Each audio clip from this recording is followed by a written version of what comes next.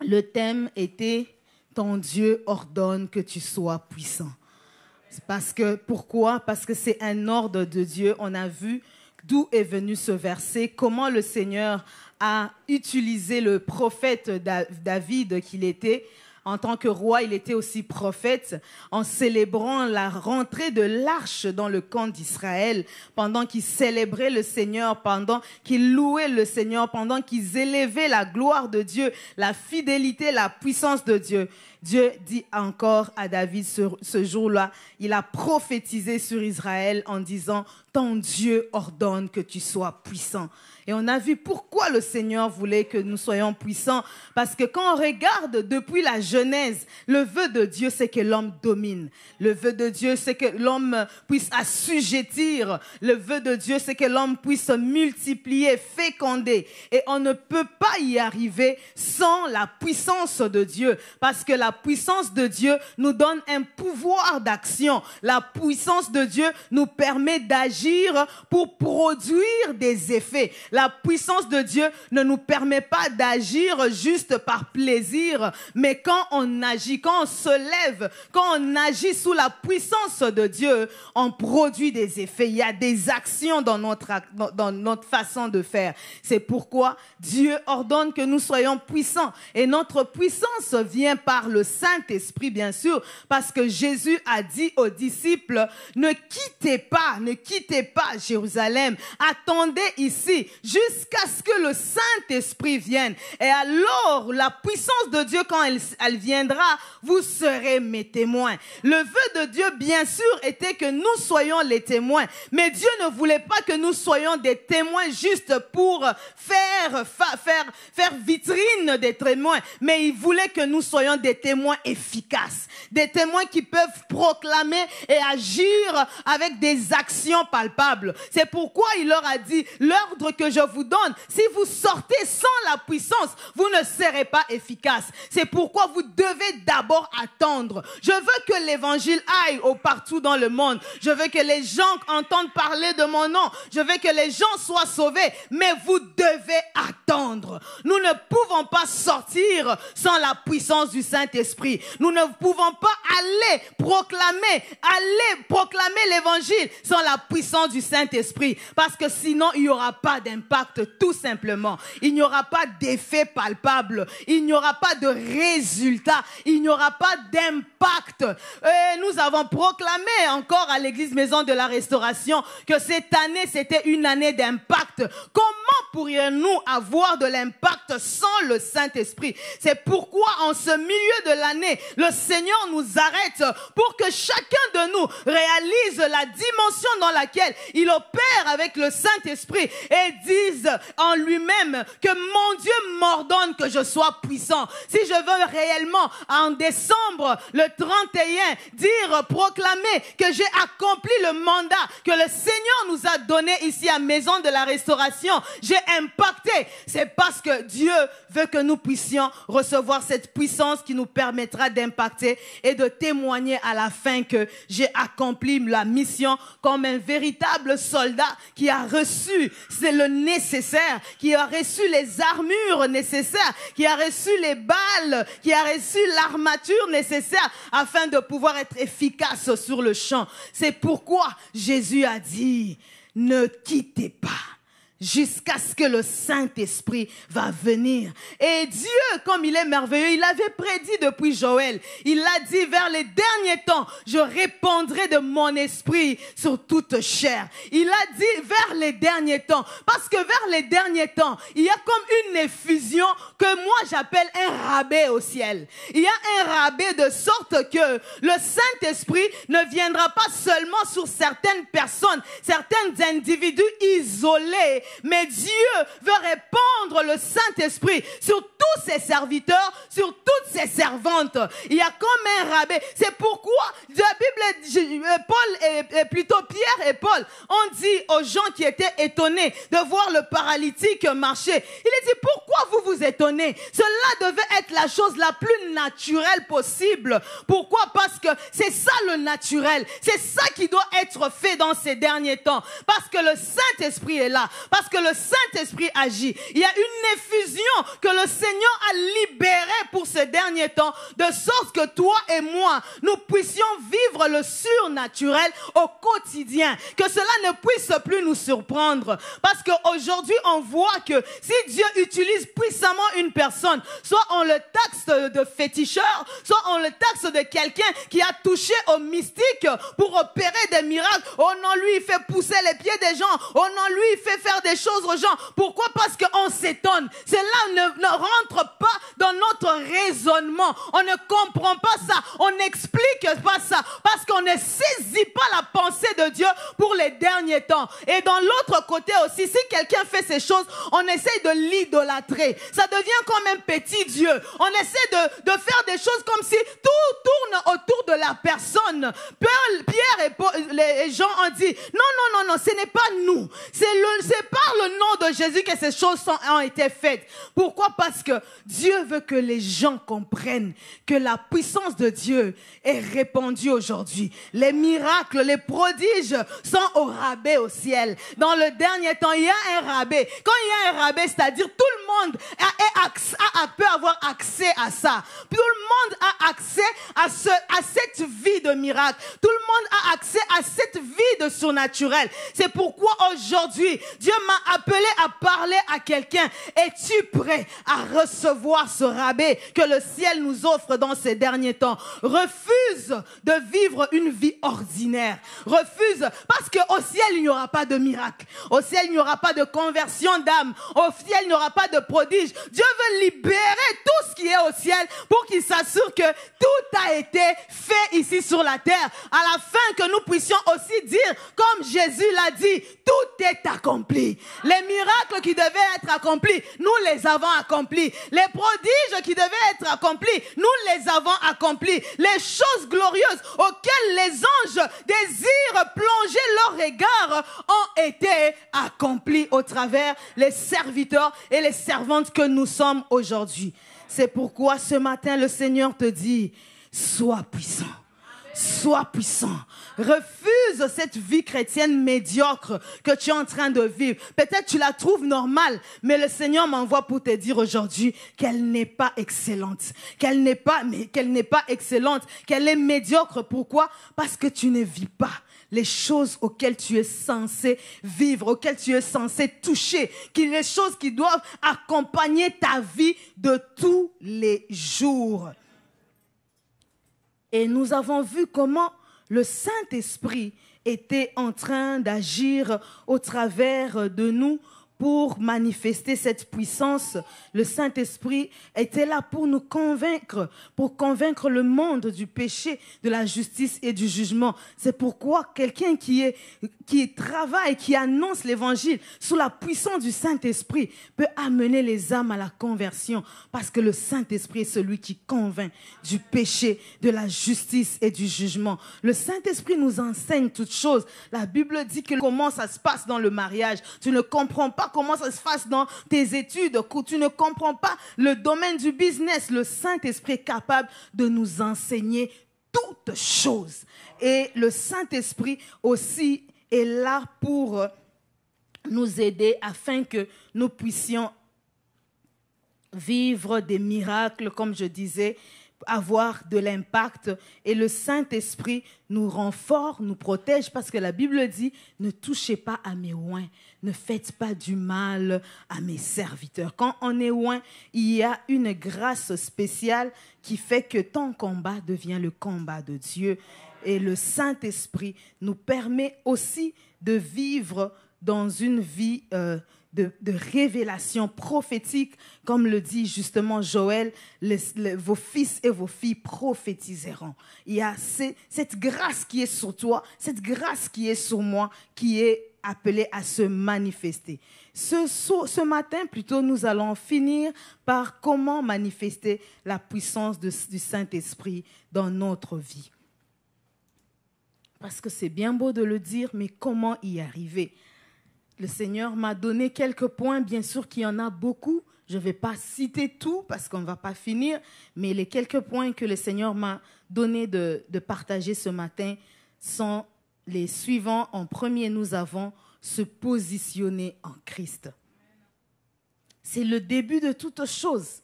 Parce que nous devons comprendre que la puissance du Saint-Esprit dans nos vies, c'est la grâce de Dieu.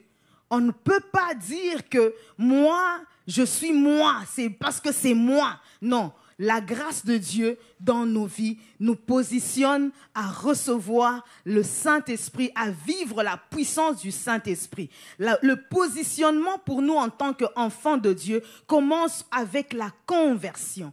Quand on se convertit, on est positionné pour vivre la puissance de Dieu. Parce que cela est réservé aux fils et aux filles du royaume.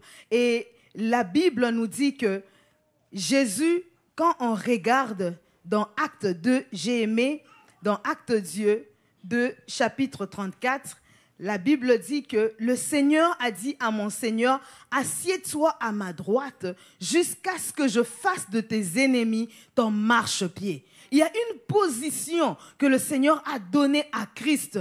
C'est-à-dire cette position, Jésus devait garder cette position. Le positionnement est très important. Si on n'est pas dans la position où l'Éternel nous a placés pour que nous puissions dominer, pour que nous puissions marcher sur nos ennemis, pour que nous puissions impacter, nous n'allons pas vivre tout ce que le Seigneur a programmé pour nous. Si Jésus lui-même a été appelé à garder la position que le Père lui a donnée, à combien plus forte raison, toi et moi, nous devons conserver cette position. La Bible nous montre clairement que Jésus a dit, sans moi, vous ne pouvez rien faire. Dans Jean 15, 5, il est le cep et nous sommes les sarments. Donc, pour recevoir la sève nécessaire à être productif, à pouvoir produire des fruits, à pouvoir être contemplé, être agréable, servir à quelque chose, nous devons recevoir cette sève-là. Et le sarment qui n'est pas attaché au cep ne peut pas recevoir les nutriments, ne peut pas recevoir les capacités nécessaires à être productif. C'est pourquoi nous devons demeurer en Christ. Nous devons demeurer en Christ. Un poisson en dehors de l'eau, il meurt. Quand on sort quelqu'un de son environnement naturel, il n'est pas appelé à produire ce qu'il devait produire. C'est pourquoi nous, notre environnement naturel en tant qu'enfant de Dieu, c'est être en Christ. Demeurer, s'asseoir en Christ. Demeurer en Christ, ce n'est pas parce que je viens chaque dimanche à l'église. Ce n'est pas parce que mes parents sont pasteurs, archibishops, serviteurs de Dieu. Depuis que je suis né dans l'église et j'ai grandi dans l'église. Ce n'est pas ça, être en Christ. Être en Christ, c'est lui donner sa vie et marcher avec lui. C'est pourquoi ce matin, j'aimerais parler à quelqu'un. Si tu es à l'église parce qu'on t'a invité, si tu es à l'église parce que j'ai grandi à l'église, si tu es à l'église parce que je suis habitué à être tous les jours à l'église, tu n'es pas candidat pour vivre cette puissance. Tu es appelé à personnellement confier ta vie à Christ et à marcher avec lui. Sans moi, vous ne pouvez rien faire. C'est pourquoi Jésus a dit, je vous donne le pouvoir de marcher sur le serpent et sur le scorpion. Ce pouvoir a été donné aux fils et aux filles du royaume. En dehors de cela, le diable va te cribler comme du froment. Il n'y aura personne qui viendra intercéder pour toi. Il fallait que Jésus s'interpose pour qu'on ne puisse pas détruire Pierre. C'est pourquoi j'ai besoin de garder ma position. Ma position. Ta position détermine ton identité. Quand on viendra, on te trouvera dans cette identité qui est valide à recevoir la puissance et à vivre la puissance de Dieu. Et deuxièmement, le Seigneur m'a parlé de la crainte de Dieu. On ne peut pas avoir une vie de puissance.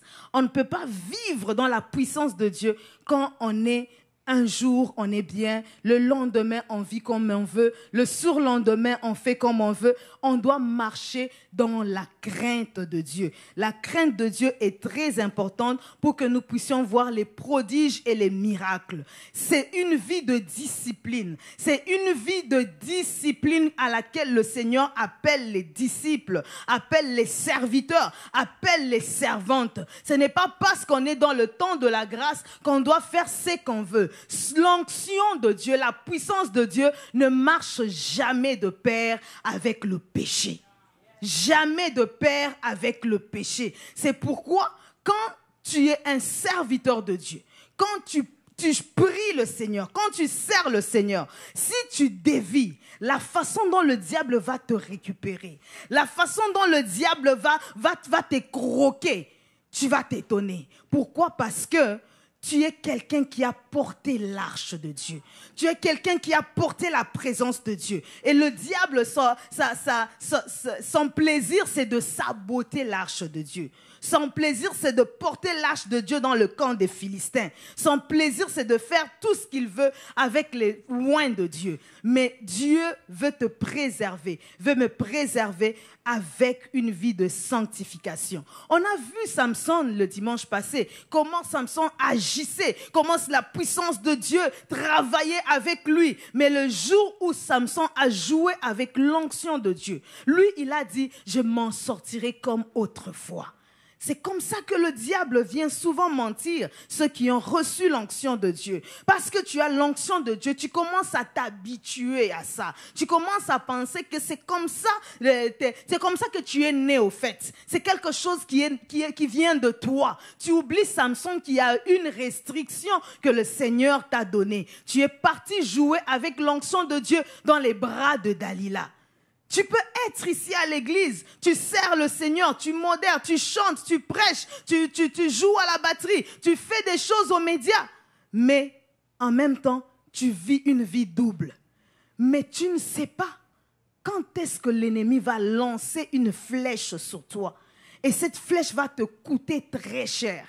Tu penseras que je m'en sortirai comme autrefois. Mais c'est le jour où la flèche va te rendre fou, va te rendre folle. Il y a des gens qui sont... Moi, j'ai prié avec une sœur en Afrique, au ministère Joël. C'était une sœur qui travaillait au protocole. C'était parmi les sœurs qui nous encadraient. Elle avait l'onction de Dieu. C'était une sœur qui parlait en langue, qui parfois même prophétisait. Elle travaillait au protocole. Mais je ne sais pas à quoi elle a touché. Un jour, on a fait une grande action, une grande convention. Après l'action, elle est devenue folle. Jusqu'à aujourd'hui. On a prié.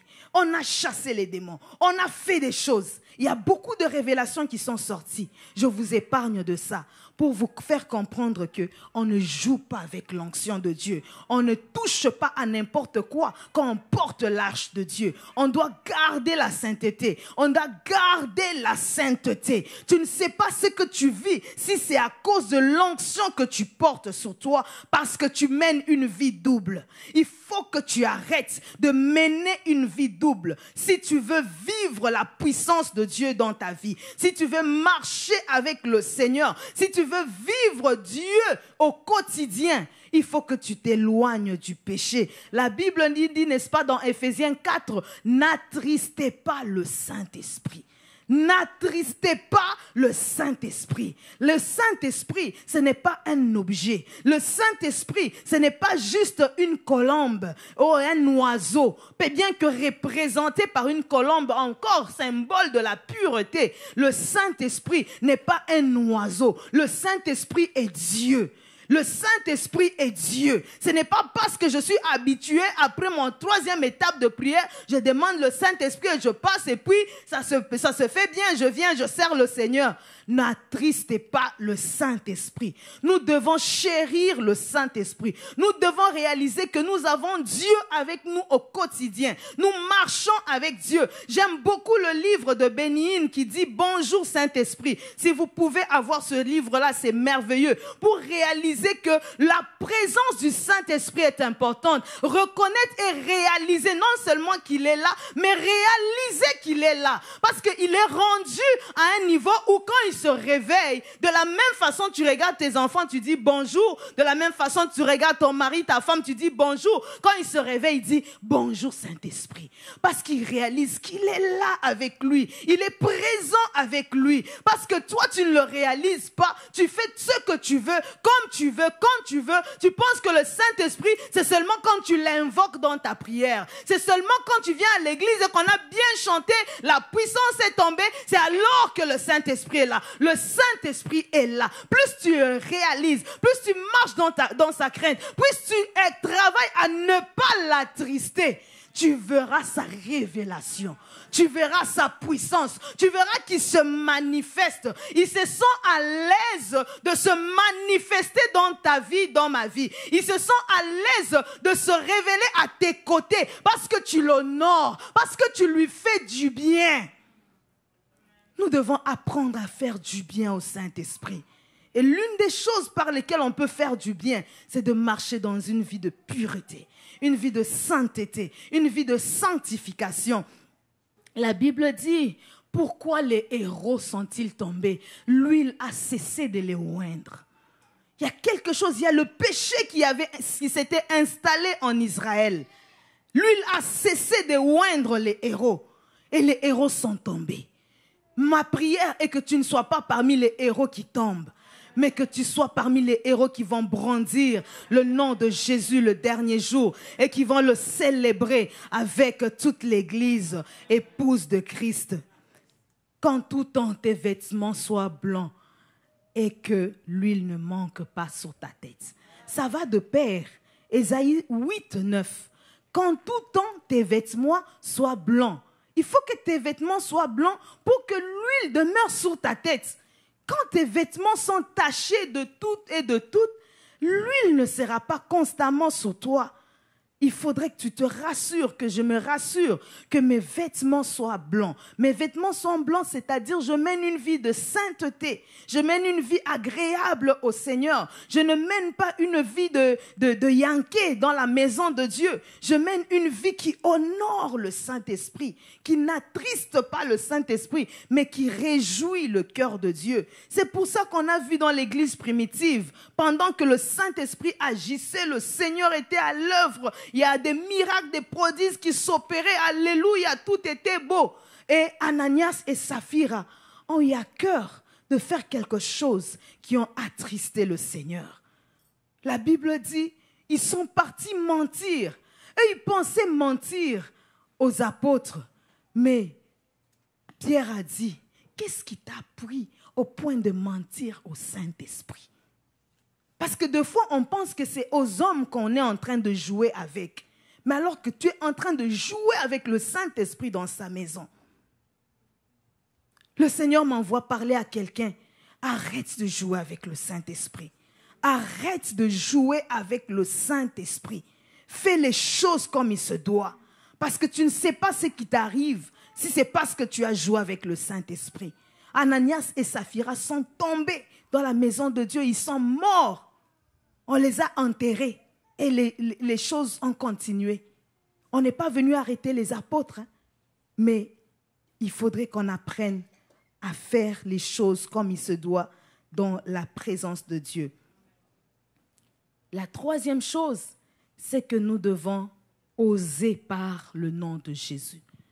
Oser par le nom de Jésus. Parce que Dieu vient, il libère sa grâce, il libère sa puissance, il libère son onction. Tant que nous n'agissons pas, tant que nous regardons, il n'y a rien qui va se passer. Le Saint-Esprit travaille avec ceux qui osent. Ceux qui osent. Dieu a besoin des personnes, des hommes et des femmes qui peuvent oser avec lui. Qui peuvent oser défier le monde des ténèbres, qui réalisent que j'ai la puissance de Dieu en moi, j'ai le Saint-Esprit en moi, je peux me lever et je peux agir au nom de Jésus-Christ et les choses vont s'accomplir. Ce n'est pas le Saint-Esprit qui viendra imposer les choses à ta bouche. Même quand tu parles en langue, il faut que tu ouvres ta bouche, que tu articules pour que la langue se libère. Tu ne peux pas être là, tu dis, j'attends que je parle. Non, c'est ta langue qui doit travailler. C'est le muscle de ta bouche que Dieu a créé pour travailler, pour le parler, pour le langage, qui doivent travailler pour que le parler en langue sorte. De la même façon, la puissance de Dieu doit être libérée, doit agir, doit impacter. Quand toi, tu te lèves pour agir, quand tu oses, il ne faut pas que nous puissions être en arrière, Église de Dieu. Il faut que nous puissions être en avant et que nous puissions oser. Même si les gens se moquent de toi, ce frère-là est trop zélé, cette sœur-là est trop zélée, elle pensait que quoi? Il pensait que quoi? Ose! Ose, les mêmes personnes qui sont en train de parler, ce sont les mêmes personnes qui vont t'acclamer. Les mêmes personnes qui sont en train de te critiquer parce que tu oses. Un jour, ils vont honorer qu'ils soient tes amis. Ils vont célébrer la grâce d'être tes amis parce qu'ils vont réaliser que Dieu t'utilise puissamment. Dieu veut que tu puisses oser, que tu puisses poser l'acte de foi. Oser manifeste la foi, que ce que j'ai reçu me permet d'agir, me permet de m'imposer, mais permet de changer les situations. La Bible nous parle de Actes 3, 4 à 16. La Bible parle, cet homme, voyant Pierre et Jean qui allaient entrer leur demanda l'aumône. Pierre, de même que Jean, fixa les yeux sur lui et dit, « Regarde-nous ». Et il les regardait attentivement, s'attendant à recevoir de quelque chose. Alors Pierre lui dit, « Je n'ai ni argent, ni or. » Pierre savait que je n'ai pas de pièces à lui donner, mais j'ai quelque chose. J'ai en moi une puissance, j'ai en moi une grâce, j'ai en moi la capacité d'action, de produire des effets, d'agir et de transformer la vie de cet homme, de sorte qu'il ne sera pas là tout le temps à mendier, mais sa vie va shifter dans une autre dimension. Il fallait que Pierre le fasse. S'il était là à dire, Seigneur, voilà qu'il est là, est-ce que tu peux faire quelque chose? Ce n'était pas le temps d'intercéder, c'était le temps d'agir. Nous ne devons pas être des éternels intercesseurs. Nous devons aussi nous lever et oser, déclarer, agir par la puissance du Saint-Esprit. La Bible dit, mais ce que j'ai, je te le donne. Au nom de Jésus-Christ de Nazareth, lève-toi et marche. Le prenant par la main droite, le fit lever. C'est-à-dire, même si toi tu traînes, moi je vais te tenir, je vais te faire lever, tu vas marcher. Il faut que nous puissions avoir ce courage. Tu as un enfant qui est en train de convulser. Tu dis, Seigneur, cet enfant-là, il va vivre. Ces yeux-là qui sont en train de révolter vont revenir à l'ordre. Au nom de Jésus, reviens à la vie. Il faut que tu relâches. Il faut que tu relâches. Dieu a besoin d'hommes et de femmes dans ces derniers temps qui vont relâcher sa puissance. Qui vont relâcher sa puissance. Tu as été dans la présence de Dieu. Tu as reçu. On vient de chanter, de célébrer. Le Seigneur a libéré sa puissance. Mais cette puissance doit agir quelque part. Cette puissance doit opérer pour une situation donnée. Cette situation doit impacter quelque part. Il ne faut pas qu'après le culte, tu te retrouves comme tu étais rentré au début. Tu deviens froid, tu penses encore à tes problèmes, tu es encore triste, tu penses que la vie ne vaut pas la peine d'être vécue. Tu reviens à ton état initial. Non, la puissance de Dieu qui est descendue sur toi ce matin, c'est de faire de toi un changeur de situation, une changeuse de situation, d'impacter la situation qui te troublait, qui te tracassait. C'est toi maintenant, la puissance va troubler comme le chant là qu'on connaît. Hein. La puissance que tu as eue, c'est elle qui va troubler le trouble qui te trouble. N'est-ce pas? Il faut que tu agisses. Il faut que tu agisses. Il faut que cette puissance aille maintenant troubler les histoires qui étaient en train de tourmenter tes pensées, tourmenter ta vie. Parce que sinon, à quoi servirait cette puissance? À quoi servirait de venir à l'église? À quoi servirait de s'agenouiller, de recevoir encore? Il faut que cette puissance agisse quelque part et opère quelque part pour la gloire de l'Éternel.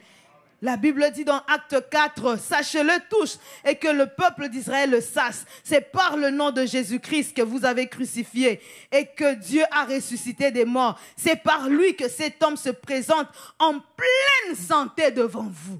En pleine santé devant vous. Il faut que par ce nom-là, nous arrivions à retrouver la santé des choses, des vies, des personnes, des situations par le nom de Jésus. La quatrième chose, Dieu veut que nous puissions croire et déclarer la parole. Ah oui. La parole de Dieu doit être l'autorité suprême dans notre vie. Si nous voulons vivre, relâcher la puissance de Dieu. La parole doit être l'autorité suprême dans la vie du croyant.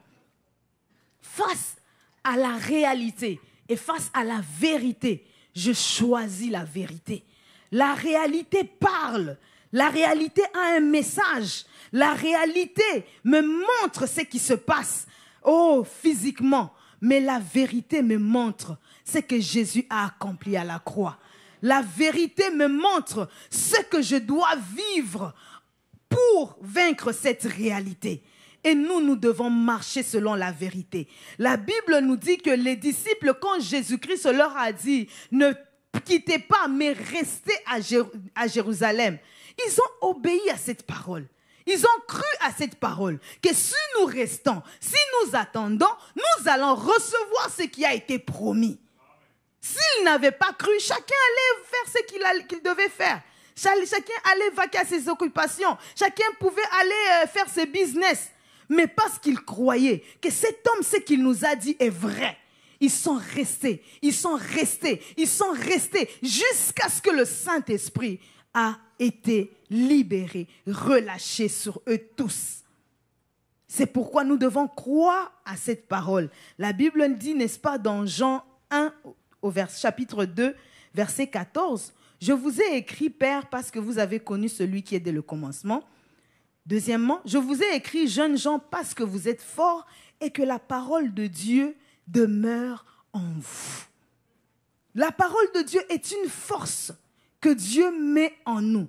Cette force nous permet d'aller détruire les montagnes. Cette force nous permet d'aller bouger les choses. La Bible dit que au commencement, quand Dieu créait, le Saint-Esprit se mouvait à la surface des eaux et Dieu dit, quand Dieu a libéré sa parole, le Saint-Esprit est entré en action.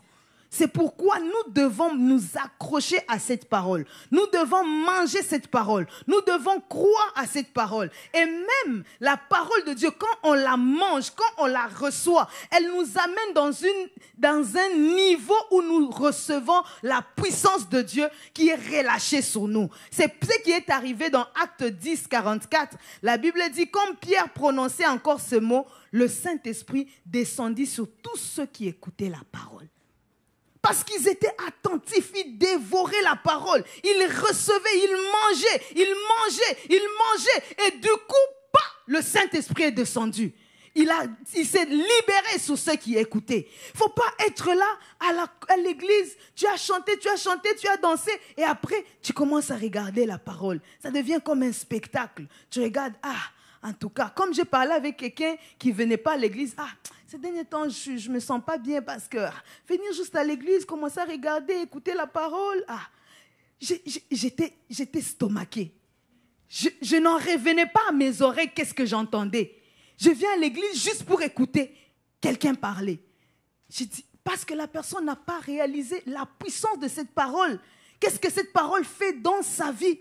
Parce que quand tu reçois cette parole telle qu'elle est annoncée, comme étant la parole de Dieu, comme venant de Dieu, comme une sémence de Dieu, elle va appeler le Saint-Esprit à actionner la puissance de Dieu dans ta vie. N'écoutons pas juste pour écouter, mais écoutons pour recevoir. Pour recevoir ce pourquoi la parole de Dieu a été relâchée. Et chaque parole a un objectif. N'est-ce pas, la parole dit que Dieu ne peut pas envoyer sa parole et qu'elle retourne à lui sans avoir accompli ce pourquoi il l'a envoyée. Pourquoi la parole de Dieu vient sous ta vie, elle rebondit et puis elle part. Il n'y a rien qui se passe. Il faut que quand elle rentre pour actionner la puissance du Saint-Esprit. Ceux qui écoutaient la parole, la Bible dit, ils furent tous remplis du Saint-Esprit. Méditons la parole. S'il faut faire des veillées, c'est une richesse, un secret que je nous donne. Passer du temps, non pas, tu peux faire des veillées de prière, mais tu peux faire aussi des veillées de lecture de Dieu, de la parole de Dieu. Ce sont des choses qui m'ont beaucoup boosté dans ma foi, dans ma vie chrétienne. Passer une journée qu'à lire la parole. Passer une nuit qu'à lire la parole. Tu seras rempli sans que tu aies prié. Cette parole a une puissance. Elle actionne le Saint-Esprit dans ta vie. Que la parole de Dieu ne soit pas comme les fables de La Fontaine, ne soit pas comme juste une histoire racontée, mais que ça soit une parole venue du Dieu vivant.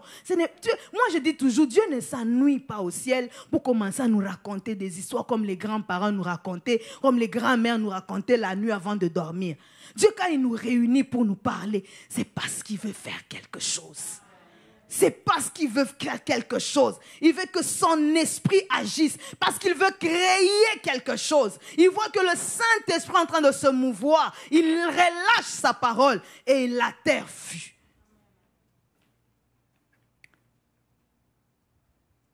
La 5e chose, nous voyons que si nous voulons vivre la puissance de Dieu, nous devons aussi accepter l'imposition des mains. On ne va pas aller beaucoup à expliquer. Vous prenez les versets. Cela est clair et limpide dans la parole de Dieu que par l'imposition des mains, il y a la puissance de Dieu qui est relâchée pour qu'on puisse être impacté, pour qu'on reçoive la puissance. C'est pourquoi ne laissez pas nos têtes à n'importe qui. Parce que de la même façon que la puissance de Dieu est relâchée par imposition de main, de la même façon, certains ont reçu des choses qui ont troublé leur vie, qui ont détruit leur vie, parce qu'ils ont livré. Parce qu'en ce moment-là, tu livres ton esprit pour qu'il y ait un esprit qui agisse, pour qu'il y ait un esprit qui opère, pour qu'il y ait un esprit qui actionne quelque chose en toi. Et l'imposition des mains est valable dans la maison de Dieu, est valable dans l'église de Dieu pour relâcher la puissance de Dieu, libérer la puissance de Dieu. C'est pourquoi quand tu viens pour qu'on t'impose les mains, et la connexion, cherche la connexion de Dieu. Dis, Seigneur, les mains que tu as utilisées, ce n'est qu'un canal pour que je reçoive quelque chose qui va transformer ma vie, qui va shifter ma vie, qui va m'amener dans une autre dimension. Ce n'est pas juste pour que je puisse tomber. Ce n'est pas juste pour que je me sente que quelque chose m'a fait trembler. C'est pour que ma vie change réellement. Pour que je puisse être transformé à quelqu'un qui va bouleverser le monde. Et ces gens à qui on a imposé les mains, ils ont fait des grandes choses avec le Seigneur. Ils ont vécu la puissance du Saint-Esprit. C'est pourquoi aussi ne critique pas. Quand tu viens, quelqu'un, on dit que venez, on va prier. Il y a des gens, il y a quelqu'un qui a parlé avec le pasteur Thierry pour dire que je ne viens pas à l'église ces derniers temps parce que j'ai peur de tomber. La personne a juste peur de tomber parce que quand le Saint-Esprit agit, la personne, elle voit que l'action juste de tomber. Elle ne voit pas qu'est-ce que ça fait dans sa vie. C'est pourquoi ne sois pas des fanatiques ou ne sois pas des gens qui critiquent, mais soyons des personnes qui comprennent ce qui se passe dans la maison de Dieu. Tout ce qui se passe doit avoir un sens. Si tu ne comprends pas, va chercher l'explication. Appelle le pasteur, demande-lui pourquoi tel est tombé, pourquoi je suis tombé, qu'est-ce qui s'est passé dans ma vie. Est-ce que quand je suis tombé, ce sont les démons ou est-ce que quand je suis tombé, c'est par le Saint-Esprit? Il y a des gens qui ne viennent même plus compris pour eux parce que le jour où ils sont venus, ils sont tombés, les démons ont sorti. Ils pensent qu'à chaque fois que je viendrai compris pour moi, les démons vont encore se manifester. Donc la personne n'a pas encore franchi l'étape pour aller recevoir la puissance de Dieu. La personne pense que quand on vient, c'est juste pour qu'on enlève les démons qui sont en nous. Je peux tomber, pas seulement parce que j'ai des démons, mais parce que je reçois quelque chose de plus grand, de plus fort, qui va changer ma vie, qui va m'aider à renverser les chaînes. Tu es en train de tourner en rond parce que tu fouilles l'imposition des mains. Arrête de fuir l'imposition des mains. Ça va t'aider. Ça va te libérer. Ça va te permettre d'atteindre une nouvelle dimension. Les gens que Dieu a oints, c'est pour te permettre de te shifter aussi. C'est pour te permettre d'aller aussi loin. Il ne faut pas penser que tu vas rester toujours à la même dimension. Tu dois comprendre que les autres que Dieu a bénis, c'est pour moi. Dieu a établi les ministres dans sa maison. La Bible dit pour l'édification des saints. C'est pour toi qu'ils ont été loin. C'est pour toi que Dieu les a envoyés. Mais pourquoi tu fuis? Pourquoi tu fuis? Tu pries beaucoup, mais tu ne sais pas que c'est le jour-là où on va t'imposer les mains, qu'il y a quelque chose qui va se libérer. Il y a une grâce, il y a une communication des grâces. Dieu communique ses grâces au travers des services. La Bible dit, le fer aiguise le fer. On te pose les mains, c'est pour te communiquer une grâce qui va aussi t'aider à transformer les vies et à aller transformer aussi les vies des autres. L'imposition de mains a sa place dans l'église de Dieu. La 6e chose, c'est la prière. La Bible dit dans Actes 1,14, quand Jésus leur a donné cette recommandation d'attendre, ils ne sont pas restés à attendre, à bavarder, à faire juste des agapés, à manger et à pouvoir raconter des affaires. La Bible dit, tous d'un commun accord, persévérer dans la prière. Persévérer dans... Moi, j'aime beaucoup ce mot, persévérer. Parce que des fois, on prie. Le Saint-Esprit, j'insiste, le Saint-Esprit n'est pas juste une 3e étape de notre prière, les pentecôtistes. On l'a trop limité à la 3e étape de notre prière. Nous devons persévérer à chercher la face de Dieu, à chercher le Saint-Esprit. N'est-ce pas, Jésus a dit dans Jean 7, 37, que celui qui a soif vienne et il va avoir des fleuves d'eau vive qui vont couler. Dieu veut voir ta soif. La prière, ce n'est pas juste pour égayer pour le ciel, pour dire que celui a fait beaucoup de temps dans la prière, mais Dieu veut voir la soif que tu as. Venez à moi, vous tous qui avez soif. Dieu veut libérer les fleuves d'eau vive à celui qui a soif. L'intensité, la dimension, la persévérance de ta prière va déterminer à quel point tu as soif du Saint-Esprit. À quelle soif tu veux recevoir, à quel point tu veux recevoir, à quel point tu désires recevoir, tu désires que ces flots de Dieu coulent en toi. Plus tu as soif, plus Dieu relâche. Plus tu as soif, plus Dieu relâche. Et la soif doit être constante pour quelqu'un qui veut vivre constamment les grâces et les miracles de Dieu. Ce n'est pas parce qu'on a fait 18 heures de prière, les sœurs, que le lendemain, je relâche un peu, je suis en vacances de prière. Il faut beaucoup prier après avoir beaucoup prié. C'est quand on a fini de prier qu'on commence à prier. La prière doit être continuelle. Il faut persévérer dans la prière. Il faut persévérer dans la prière sans se relâcher. La Bible dit prier sans se relâcher. Nous devons manifester cette soif-là. La Bible dit que Élie, le jour-là, il était à la montagne. Dieu lui avait promis qu'il y aura la pluie qui va descendre. La Bible dit il est parti. Il a pris la position. Il a prié. Il a prié. La Bible dit, il a envoyé son serviteur. Va, regarde, est-ce qu'il y a... Le serviteur a dit, non, je ne vois rien. Retourne encore. Il est resté là. Il n'a pas bougé. Il a prié. Il a prié. Il a prié. 7 fois, le serviteur est allé voir. Et puis il a dit, je vois là, une petite nuage, comme sous forme d'une main. Il a dit quoi? La pluie va tomber. Pourquoi il était sûr que c'est Dieu qui a promis? Parce que je suis resté là à le chercher jusqu'à ce que la pluie est tombée. Pourquoi toi tu arrêtes avant que la pluie tombe? Pourquoi tu arrêtes à la 5e fois? Pourquoi tu arrêtes à la 6e fois? Pourquoi tu arrêtes?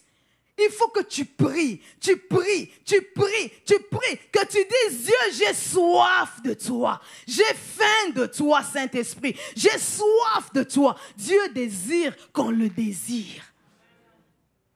Il faut que tu manifestes ton désir, il faut que je manifeste mon désir. La Bible dit, quand ils eurent prié, le lieu où ils étaient assemblés trembla, ils furent tous remplis du Saint-Esprit dans Actes 4, 31.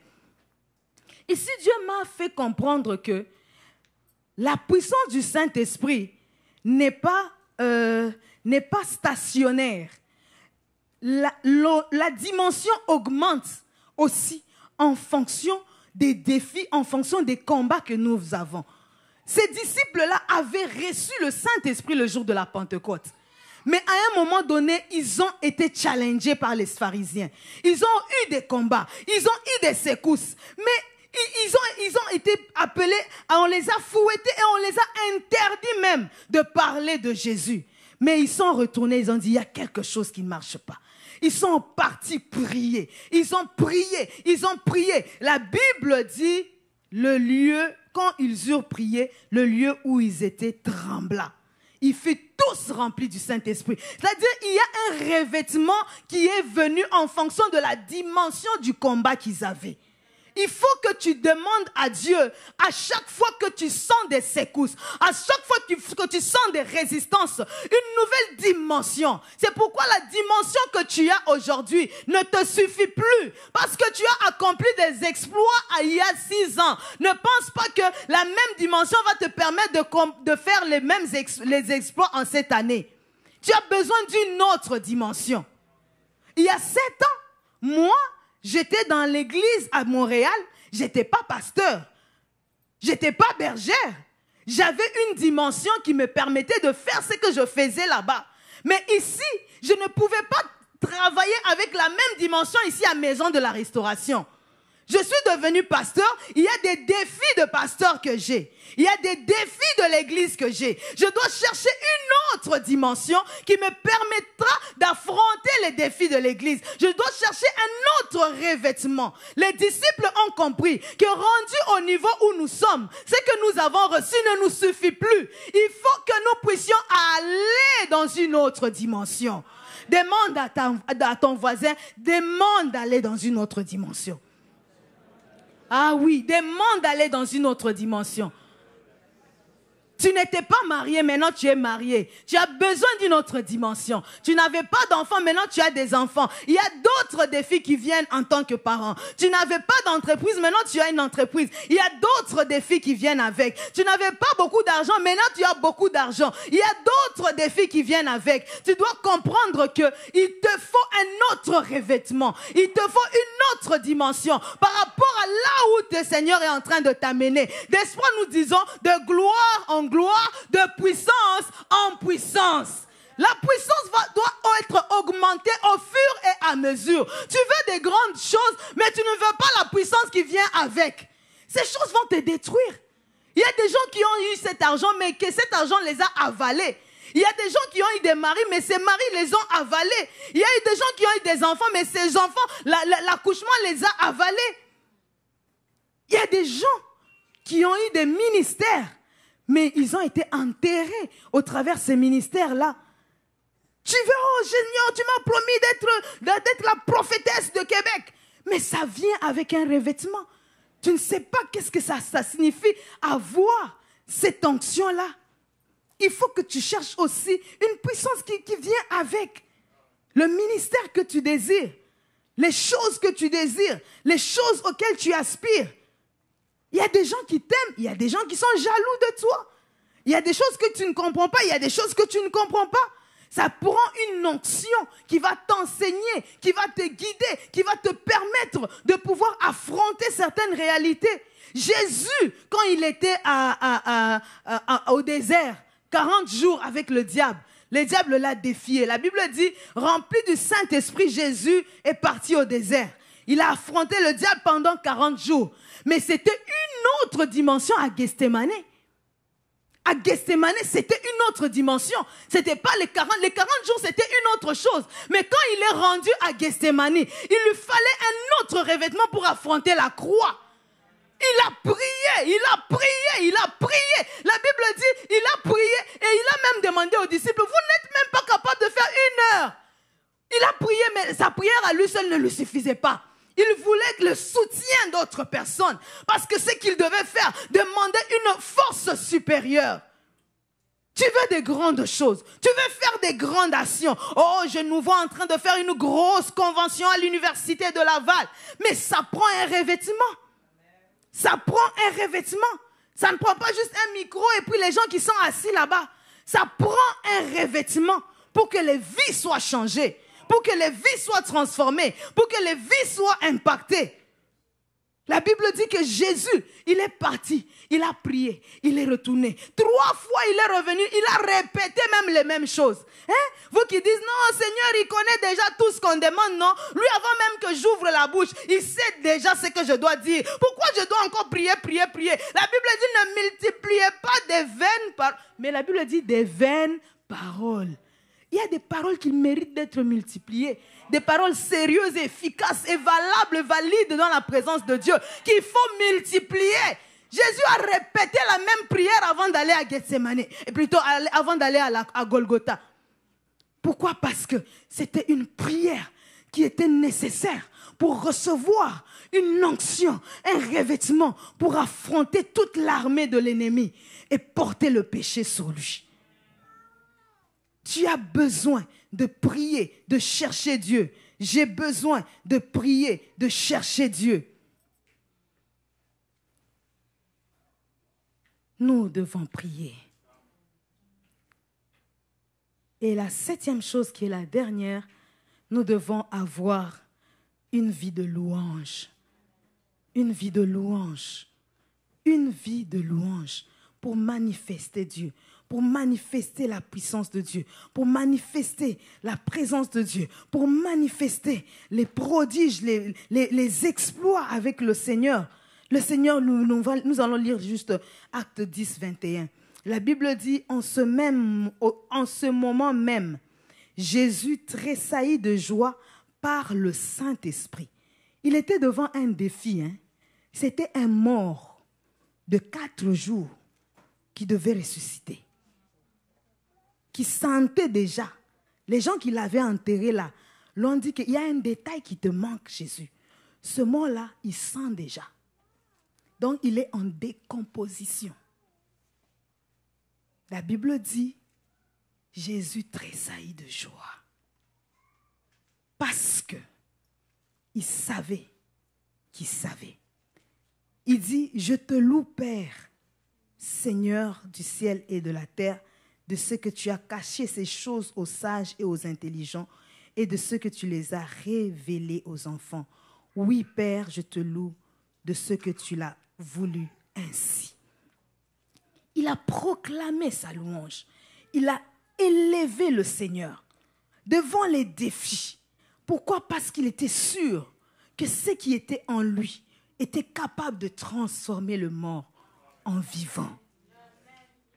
La puissance de Dieu en toi veut que tu sois une personne qui a la joie dans le cœur. Une personne qui est capable d'adorer le Seigneur en esprit et en vérité. Ce sont ces adorateurs-là que le Père recherche, en esprit et en vérité. C'est-à-dire en vérité, c'est-à-dire conformément à la parole. En vérité, c'est-à-dire que les choses physiques, les réalités en face de toi peuvent t'empêcher, peuvent te dire non, n'adore pas. Non, ça ne vaut pas la peine. Pourquoi ceci est arrivé? Si Dieu était là, pourquoi ceci était arrivé? Les gens qui étaient là avec Jésus ont commencé à dire, si lui qui aimait tellement Lazare, pourquoi il n'est pas venu pour le guérir? Adore Dieu parce que Dieu t'a réservé une résurrection pendant que tu attendais une guérison. Loue-le.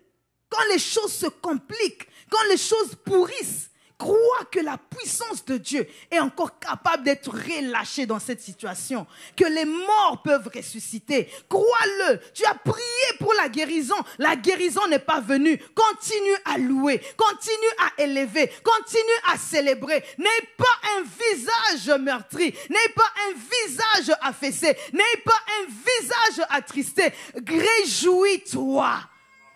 Il était au deuil. Il était devant la tombe de quelqu'un qui était mort il y a 4 jours et qui puait déjà et qui était déjà en décomposition. Mais il y avait une joie surnaturelle qui remplissait son cœur et qui lui permettait de relâcher la puissance pour guérir Lazare. Est-ce qu'on peut se lever? Nous allons adorer aussi le Seigneur Oh, ribashika rablo sakabashanda, yablo sakabashanda rabase. Commence à réaliser ce qui te trouble. Commence à réaliser ce qui te trouble.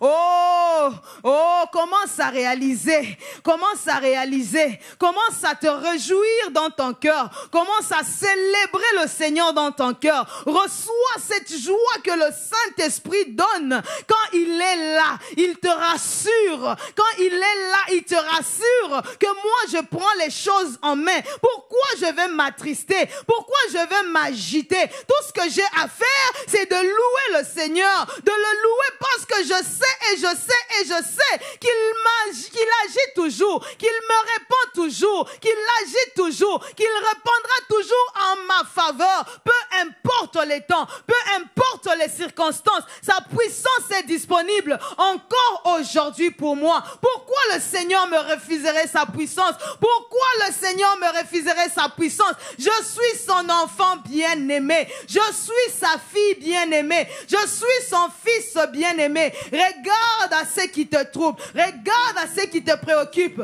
Commence à rigoler. Commence à rigoler. Commence à t'en moquer. Commence à recevoir la joie du Saint-Esprit et dire: Seigneur, je sais que tu agis toujours. Je sais que cette situation ne peut pas te dépasser. Je sais que cette situation ne peut pas te dépasser. Je sais que ta puissance est au-delà de ce que je peux imaginer. Oh, à celui qui peut faire infiniment au-delà de ce que nous pensons et de ce que nous demandons.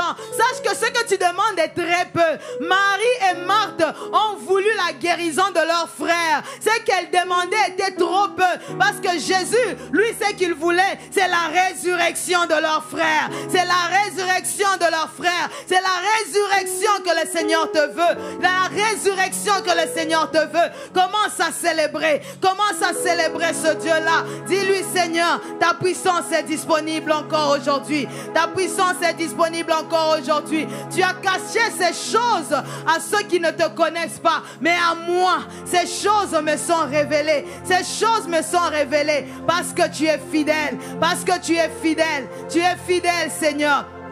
Rebashira blosa kabashanda. Yebreseke yabando sabashike. Ibrasaka. Rien n'est impossible à ton Dieu. Rien n'est impossible à ton Dieu.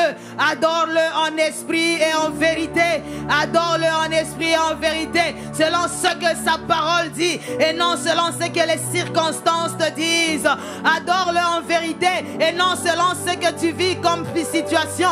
Alors adore-le en vérité. Non pas ce que selon les circonstances de ta vie, les questionnements de ta vie, les problèmes, les défis. N'adore pas Dieu en fonction de ce que tu as ou tu n'as pas. N'adore pas Dieu en fonction de ce que tout va bien ou tout ne va pas bien. N'adore pas Dieu de ce que ça réussit ou ça n'a pas réussi. Mais adore Dieu à cause de ce qu'il est. Adore Dieu à cause de ce qu'il est. Adore-le à cause de ce qu'il est. Il est le Tout-Puissant. Il est le Tout-Puissant. Ireblase yamando yabaseka. Yablose rablenda. Irebaba baba shinda rabasanta. Oh Dieu, oh Dieu, oh Dieu. Ton esprit est là. Ton esprit est là, papa. Nous te célébrons, nous te célébrons, nous te célébrons. Nous te célébrons, nous te célébrons, nous te célébrons. Irebaso yamasaka. Lanzera blessa. Lanzera blessa. Esprit de Dieu, règne, règne, règne. Dans ma vie, esprit règne.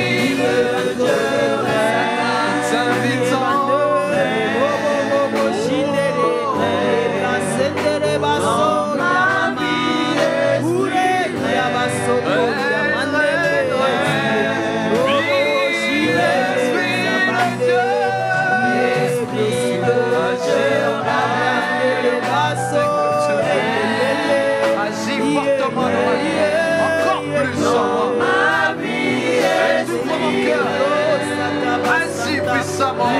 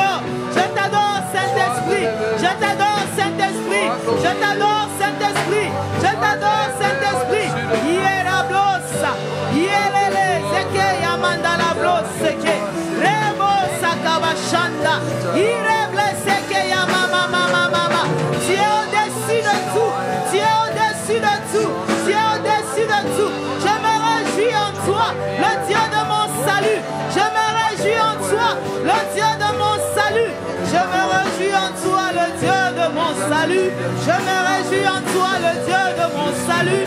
Je me réjouis en toi, le Dieu de ma force. Je me réjouis en toi, le Dieu de ma force. Je me réjouis en toi, le Dieu de ma guérison. Je me réjouis en toi, le Dieu de mon miracle. Je me réjouis en toi, le Dieu de mon miracle. Je me réjouis en toi, le Dieu de mon miracle. Je me réjouis en toi, le Dieu de mon miracle. Je me réjouis en toi, le Dieu de mon miracle. Je me réjouis en toi, le Dieu de mon miracle. Ibe zengi amando, rose que la banda. Ibe zengi la rose ya baba. Une ire basaka, ure la banze que ya, ure que le zeke basoko, ure baba baba baba baba shende, lo sakabande. Iere basoko, esprit de joie, esprit de joie, esprit de joie, esprit de joie, esprit de joie, esprit de joie, esprit de joie, impacte les cœurs attristés, impacte les cœurs attristés, impacte les cœurs attristés. Nous nous réjouissons en toi, le Dieu des miracles, le Dieu qui ressuscite les morts, le Dieu qui ressuscite les morts.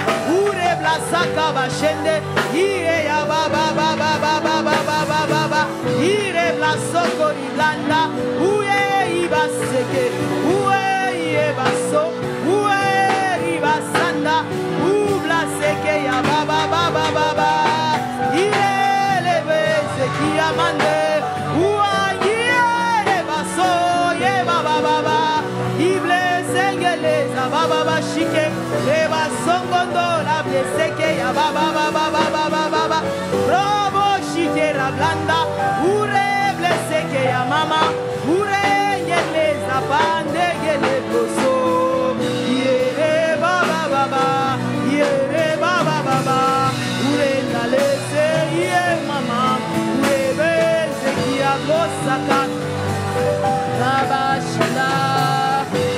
Esprit de vie, souffle Seigneur, nous avons soif de toi, que l'esprit qui a soif reçoive, que l'esprit qui a soifé de toi soit touché, touché, touché, touché, touché, touché, touché, touché, touché, touché, saisi par l'esprit, saisi par l'esprit, saisi par l'esprit, pour une nouvelle vie, pour une nouvelle vie, pour des exploits avec toi, Seigneur, pour des exploits avec toi. Oh Dieu, accorde le revêtement à mon frère, accorde le revêtement à ma soeur, accorde le revêtement, accorde le revêtement, accorde le revêtement. Yeraba sokolo blende ya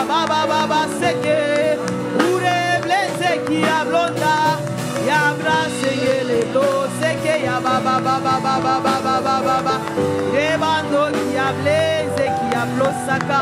Bronzo qui a blessé, qui a blonda. Ya baba baba baba baba baba Seigneur de blosaka. Ure ya balo kondeze ya baba. Wo wo wo wo wo wo wo. Wo wo wo wo wo wo wo.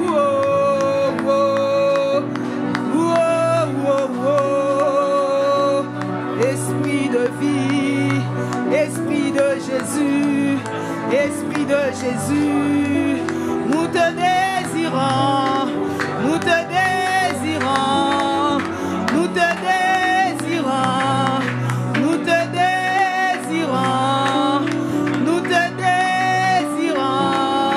Yerebosa, yebababa, yerebandose, yelezoke ablosaka.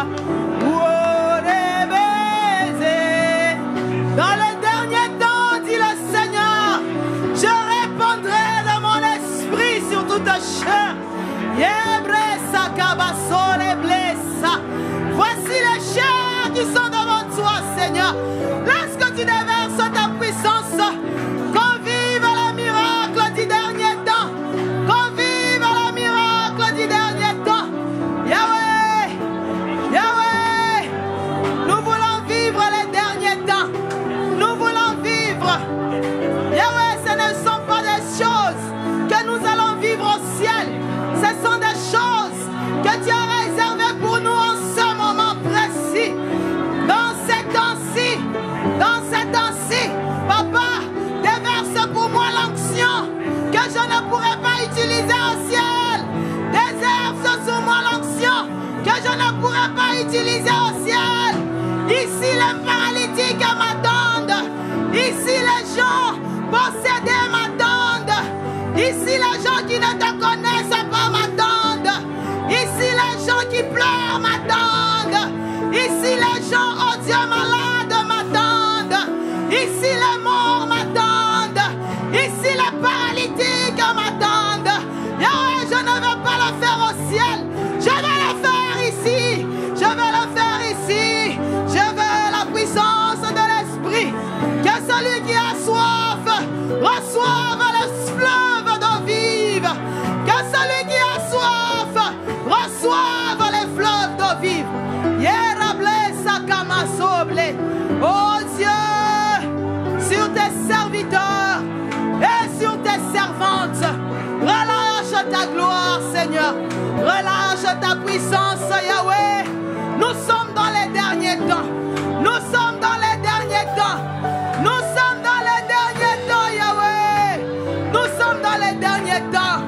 Yahweh, le ciel nous attend pour aller vivre le repos. Le ciel nous attend pour aller vivre le repos. Mais sur cette terre, nous devons agir. Nous devons témoigner avec puissance. Avec puissance. Avec puissance.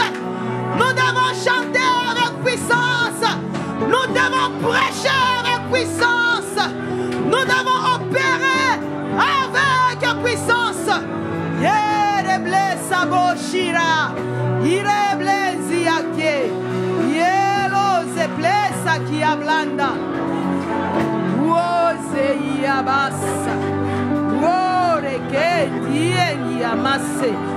Yeke yamandala zikeke yako. Uroko sakapase ke niere ke la blosa. Bloze ki amande. Ure rieze ki ala manzi ki ego. Uorode se ki amandere baso ya banda. Uosendere kere baso koya. Uose ki emendere yendele zokondoza. Andale kere ndele zekiele. Uose ki e blanza kababa. Rosa kabashinde. Yendere blaso ya base. Rebondo ziengelenza kaba. Rabanzo ya basaka.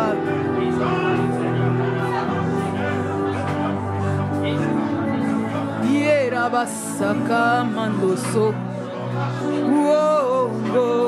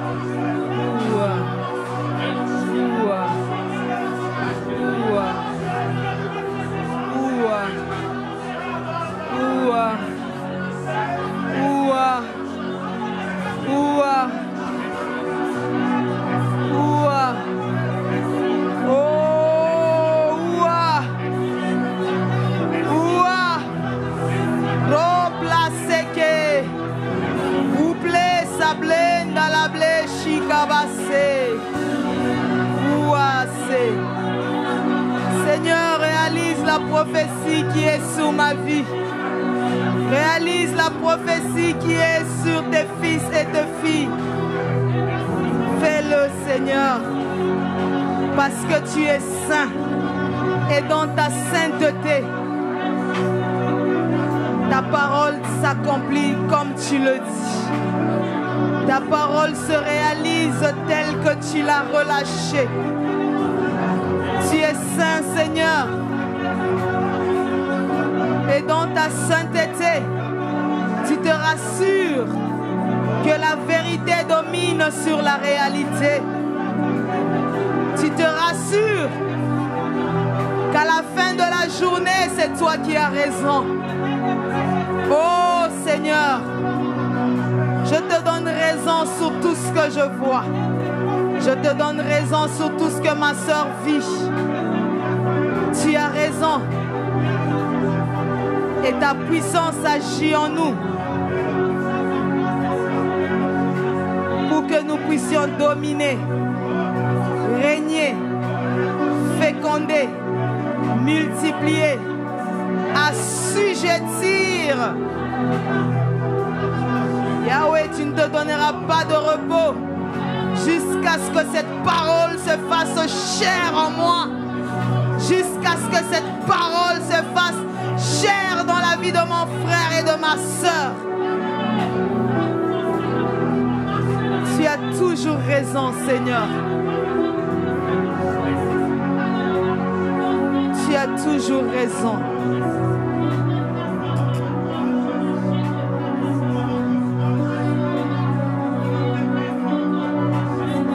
Reçois la gloire. Reçois la gloire. Reçois la gloire. Reçois la gloire. Oh Dieu, je relâche ta grâce sur ta servante. Yahweh, une double portion sur ta servante, Seigneur, au nom de Jésus. Je relâche ta grâce, Seigneur, sur ta servante. Une double portion, Seigneur. Un revêtement nouveau.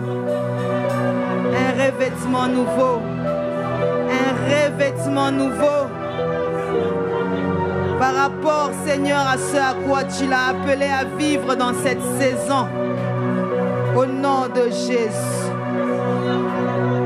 Un revêtement nouveau. Un revêtement nouveau, Seigneur. Par rapport à ce que ta servante est appelée à vivre dans cette saison. Au nom de Jésus.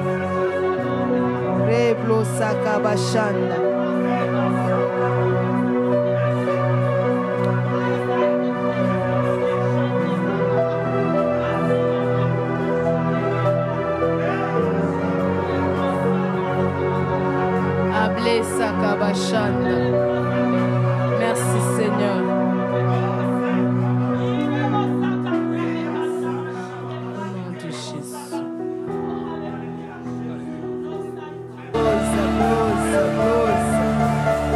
Merci Seigneur. Merci Saint-Esprit. Merci Saint-Esprit. Merci Saint-Esprit. Merci Saint-Esprit. Merci Saint-Esprit.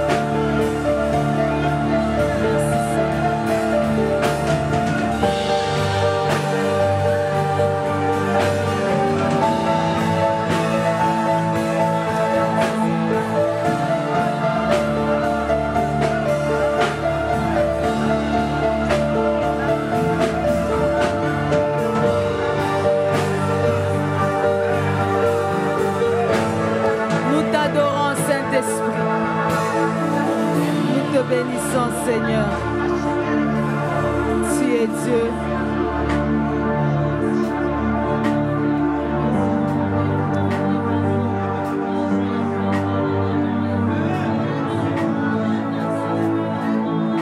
Tu es Dieu. Tu es Dieu. Tu es Dieu. Tu es Dieu. Merci pour ce que tu as fait. Merci pour les chaînes qui sont tombées. Merci pour ta puissance. Merci pour le revêtement. Merci Seigneur, parce que nous avons vaincu le malin. Merci Seigneur, parce que tu nous as donné le pouvoir de marcher sur les serpents, sur les scorpions, sur les déesses, sur les principautés qui gouvernent Québec. Merci Seigneur, parce que tu nous as donné l'autorité de les assujettir et de ramener toute pensée captive à l'obéissance de Christ. Merci de ce que tu nous as choisi pour que Québec t'appartienne, pour te consacrer Québec, pour amener Québec au salut. Tu as choisi mon frère, tu as choisi ma sœur. Merci parce que par ta puissance, nos voix vont porter haut et fort dans cette ville, dans cette région, dans ce pays et jusqu'aux extrémités de la terre. Merci Seigneur, parce que tu as touché les papas, tu as touché les mamans, tu as touché les jeunes, tu as touché Seigneur toute personne, tes serviteurs et tes servantes, afin que nous puissions être tes témoins. Merci parce que nos vies vont être une preuve que Jésus-Christ est ressuscité. Merci Seigneur parce que nos vies vont être une preuve que Jésus-Christ est assis à la droite de Dieu. Merci parce que nos vies vont être une preuve que quand il est arrivé au ciel, il a demandé au Père d'envoyer pour nous le Saint-Esprit. et que le Saint-Esprit a été relâché et qu'il opère encore aujourd'hui. Nous vivons être cette preuve que le Saint-Esprit agit encore aujourd'hui. Merci Seigneur. Merci Seigneur. Au nom de Jésus. Amen.